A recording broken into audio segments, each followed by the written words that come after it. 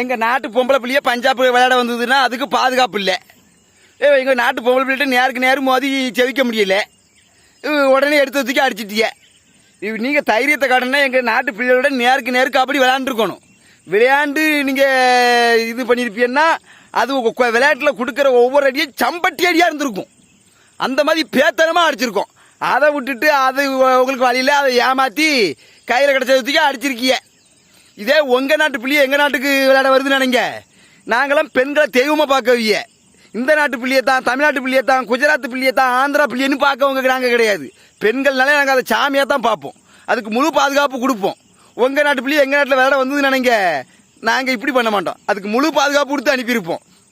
வெற்றியாக இருந்தாலும் தோல்வியாக இருந்தாலும் அதை பேசி கலந்து முடிவு பண்ணி உங்கள் நாட்டுக்கு தான், அது உங்கள் நாட்டு பிள்ளையை தான் நல்லா செவிக்கிற மாதிரி இருந்ததுன்னா அதுக்கு தான் பிரைஸ் கொடுத்து பாதுகாப்பு கொடுத்து அனுப்பியிருப்போம். இப்படி அடிதறியில் இறங்க மாட்டோம். என்னத்த சொல்ல, இது நாடு தானே, நம்ம நாடு தானா. தமிழ்நாட்டு மக்கள்கிட்ட வந்து பேசி பாருங்க, தெரியும் உங்களுக்கு பெண்களை நாங்கள் எப்படி நடத்துகிறோன்ட்டு.